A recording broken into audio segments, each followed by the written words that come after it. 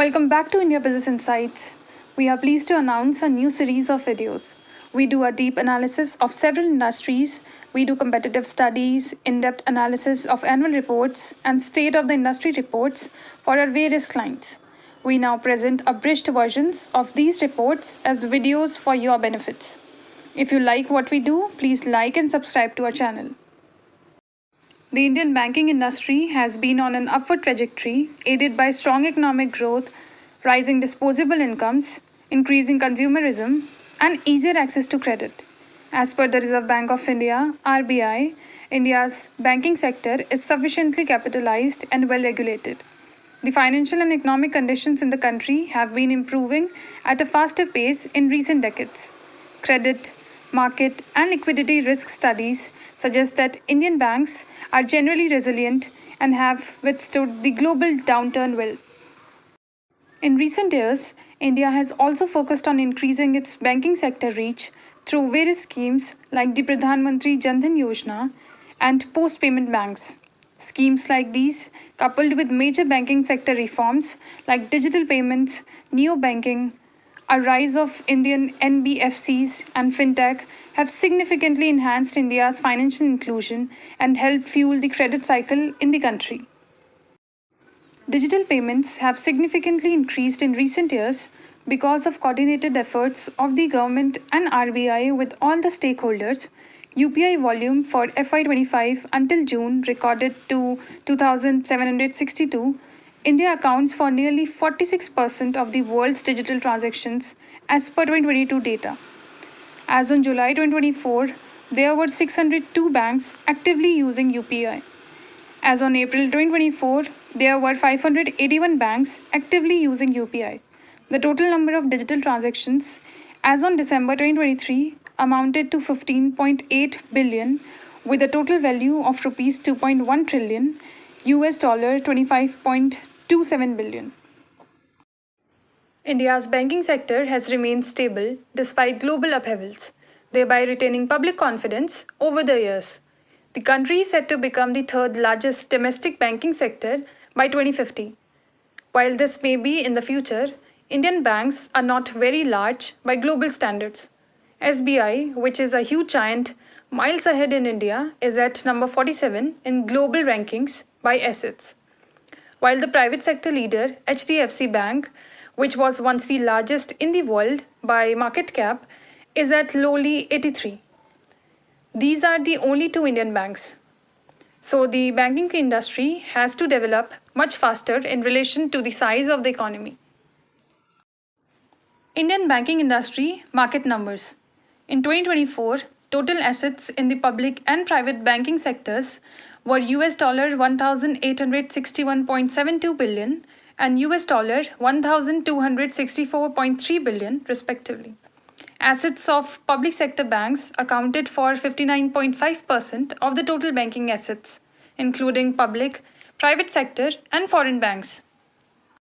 The interest income of public bank reached US dollar 128.1 billion in 2024. In 2024, interest income in the private banking sector reached US dollar 95.7 billion. According to the RBI, bank deposits stood at rupees 209.4 trillion, US dollar 2,507.6 billion as of May 3, 2024. According to RBI's scheduled bank statement, deposits of all scheduled banks collectively surged by a whopping rupees 2.11 lakh crore, US dollar 2,544 billion as on July 12, 2024. As of July 12, 2024, bank credit stood at rupees 168.12 lakh crores, US dollar 2020 billion. Notable trends. Number 1. Improved risk management practices.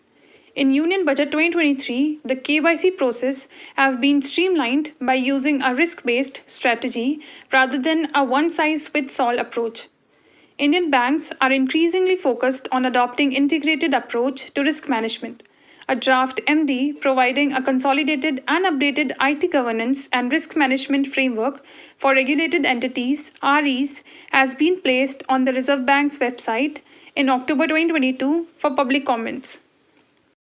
Number 2. Technological innovations. On August 10, 2023, as part of the Statement on Developmental and Regulatory Policies, the Reserve Bank of India announced the creation of a public tech platform for seamless credit. The platform facilitates smooth credit delivery by sharing digital information. Digitalization of agri-finance was conceptualized jointly by the Reserve Bank and the Reserve Bank Innovation Hub. This will enable the delivery of Kisan Credit Card (KCC) loans in a fully digital and hassle-free manner. In November 2022, RBI launched a pilot project on central bank digital currency (CBDC). Number 3, focus on financial inclusion.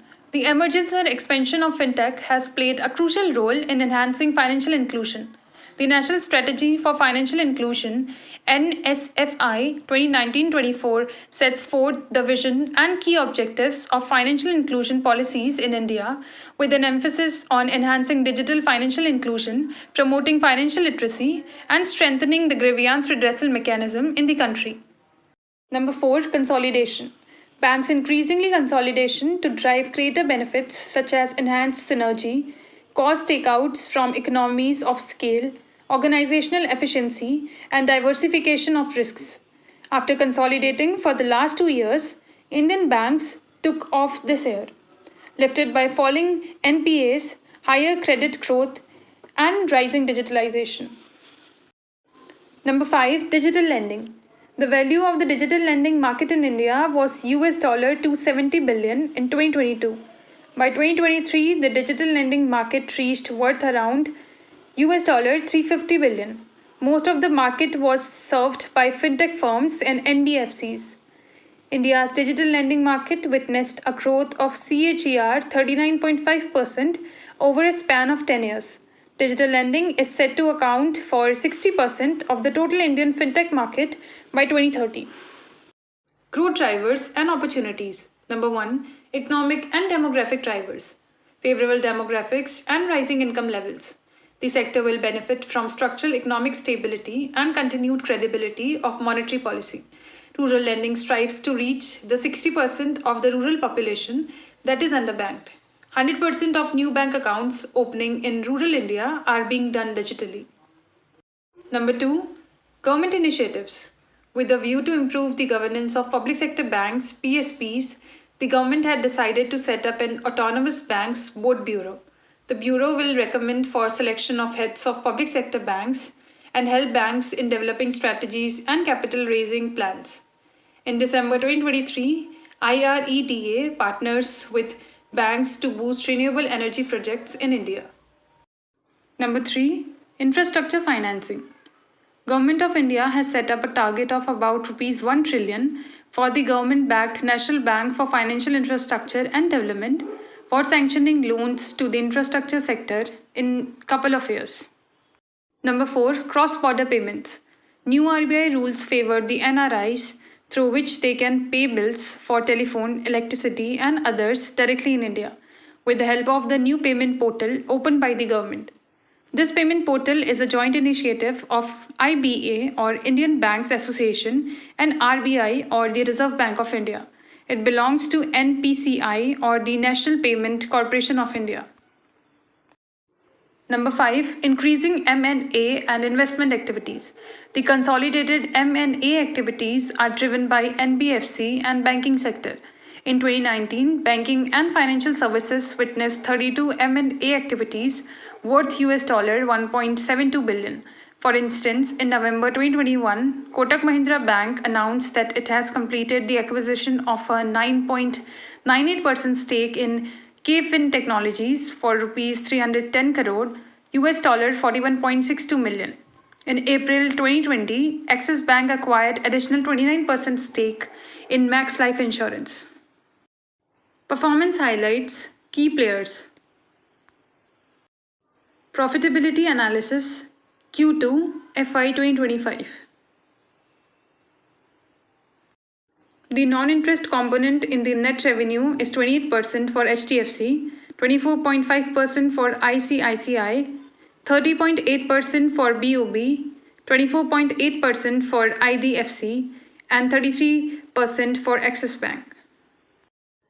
Key ratios, Q2 FY 2025. The CASA ratio for HDFC Bank is down from 38% in March 2024 to 35% in Q2 FY 2025. Other metrics. The market growth of deposits is around 11%. Other highlights for the major private banks. HDFC Bank. The bank expects the credit cycle to change in the next 2 to 3 years. By bringing down the LDR, loan to deposit ratio, more quickly now, the bank aims to be well positioned to capture incremental growth once the market conditions improve. The bank's growth strategy for FY 25 to 27 is designed to align with expected changes in the credit environment and to capture opportunities in the post-merger cycle. HDFC Bank has expanded by around 240 branches in Q2 FY24 and plans to grow by around 350 branches this year, following last year's growth of 917 branches. The bank's approach is to increase its reach in both urban and rural areas. HDFC Bank has been slowing down its unsecured loan growth to a rate of 9 to 10% from the 19% growth rate it had in the previous year. This is part of a risk calibration strategy to manage credit costs and maintain asset quality. HDFC Bank's PSL achievement for FY24 is approximately 50%, with specific focus on small and marginal farmers and weaker sections, where the bank is slightly under target. The bank aims to meet as much of the PSL requirement organically, targeting around 9 to 10%. HDFC Bank has seen a slowdown in the emerging corporate segment, particularly for large ticket loans. The bank's risk-weighted assets RWA to assets ratio has decreased from 69% to 67%, primarily due to a rise in high-quality liquid assets HQLA, which increased by Rs 40,000 crores. This indicates that the bank is holding more liquid assets, reflecting its cautious stance on capital requirements. HDFC Bank has not observed any significant concerns in its CRB MSME portfolio. While the industry may face challenges, the bank's credit quality in these areas remains stable and it does not foresee any imminent risks to asset quality in these segments. ICICI Bank. ICICI Bank aims to drive profitable growth with a focus on customer-centric solutions, operational resilience, and investments in technology, people, and distribution. The bank maintains a strong balance sheet and prudent provisioning while focusing on consistent returns for shareholders. Deposit rates have risen marginally, but the bank expects limited further increases in retail deposit rates. Wholesale rates remain higher than expected. Branch openings have slowed down, but this is due to an organic market-driven approach rather than any strategic holdback. Treasury gains were higher in Q2 FY 2025, driven by trading operations and mark-to-market adjustments from the fair value portfolio. The retail NPL, non-performing loan formation, has been normalizing upwards with increases in credit card and personal loan segments. However, the overall credit cost remains low at 40 to 50 bps. The higher write-offs this quarter were on fully provided loans, particularly in the retail segment, based on a days past due policy for retail and a case-by-case basis for corporate SME portfolios.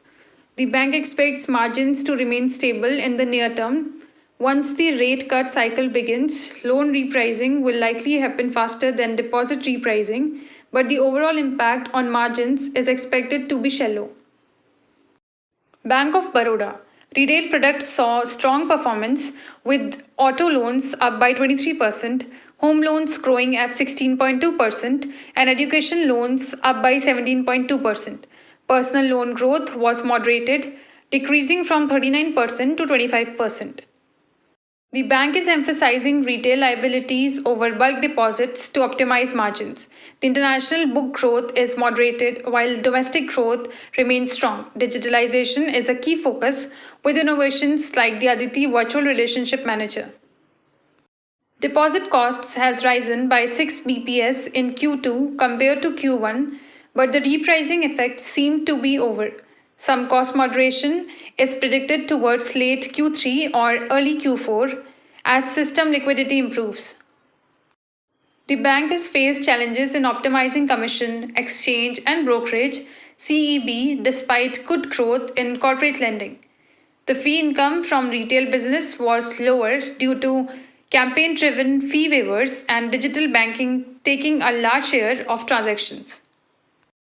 The corporate book yield has slightly decreased due to penal interest, but the bank has maintained a balanced approach towards pricing and margins. Approximately 80% of the corporate book is tied to floating rates.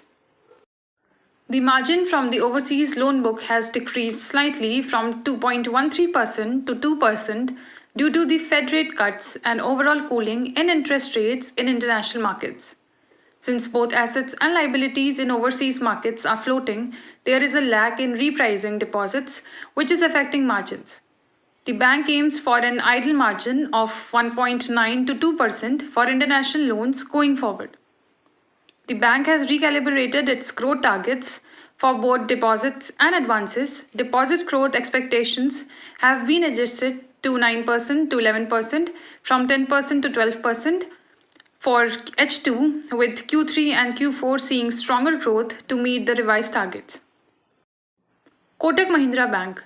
The bank reduced unsecured retail business growth, especially in the credit card and MFI sectors, due to the embargo and credit stress.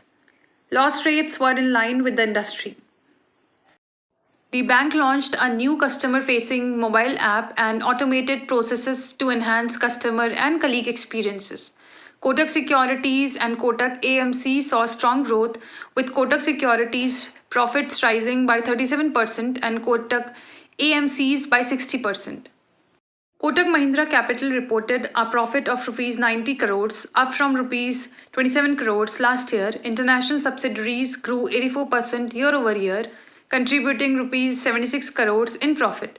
Kotak Life saw a 46% year-over-year increase in PAT, reaching Rs 360 crore, primarily due to higher investment income. Kotak aims to become the third largest private bank in India over the next 5 years, targeting organic and inorganic growth. The acquisition of the Standard Chartered portfolio aligns with Kotak's strategy of targeting the affluent segments, and the bank views such deals as attractive opportunities for growth. The portfolio will add around 95,000 customers, providing opportunities for cross-selling and customer base expansion. Kotak's margin has declined slightly in recent quarters, primarily due to a shift towards low-yielding secured loans and higher liquidity. The bank has also cut saving accounts interest rates to align with competitors, which should contribute an estimated 4 basis points to improve margins. Credit costs are expected to stabilize and gradually decrease over the next 2 to 3 quarters. This outlook is based on strong macroeconomic indicators, though some stress remains in micro-level areas. IDFC First Bank. Total provisions amounted to Rs 1,732 crores, which includes Rs 568 crores for two key issues, microfinance and toll road exposure. Increased delinquency in microfinance led to a Rs 315 crores provision for SMA1 and SMA2 accounts. Unexpected changes in toll collection rules led the bank to take a 100% provision, Rs 250 crores, on a legacy toll road exposure. The bank's credit costs were influenced by specific challenges in the microfinance sector and certain toll-related issues. They are expected to stabilize in the coming quarters, with provisions related to toll loans and microfinance having impacted Q2 results. The bank is seeing strong growth in its retail finance book, with a 25% year-on-year increase. Specific segments like home loans, loan against property, and vehicle financing are growing robustly, while the gold business has seen extraordinary growth of 185%. The bank created Rs 315 crores in contingency provisions for the quarter. The bank has initially guided for an ROA of 1.4% to 1.6%, by FY25, but it may take 2 to 3 more years to reach this target. He expressed confidence that the bank's model, with its healthy net interest margin (NIM), will eventually lead to higher profitability, aiming for a ROA of 1.9% to 2% by FY29, though the timeline may be subject to changes based on market conditions. Axis Bank. Axis Bank has made significant strides in digital solutions with innovative products such as UPI ATM for cardless transactions and Bharat Connect for business to streamline working capital management for businesses. The launch of Neo for business has attracted 1.3 lakh MSME customers in the last year. The bank's domestic subsidiaries reported a 35% year-over-year growth in net profit for H1 FY25, with a 58% return on investment. The bank's cost of deposits has remained stable, 5.8%, with no significant changes in term deposit rates. Given the current market environment with potential rate cuts from the RBI, the pressure to raise deposit rates is expected to remain low. The decline in employee numbers is partly due to productivity gains from previous investments in digital and tech, which have led to more efficient operations. The bank expects this trend to continue. On the corporate side, Axis Bank has been diversifying its engagement, seeing increased market share in areas like foreign LCs, RTGS, and GST payments. Retail slippages increased slightly, about 40 to 50 BPS from the previous year, particularly in unsecured lending. While corrective actions are being taken, the bank has not provided specific guidelines on future slippage trends, emphasizing risk-adjusted growth.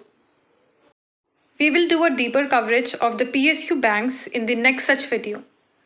We now cover over 20 industries in these periodic updates on various industries.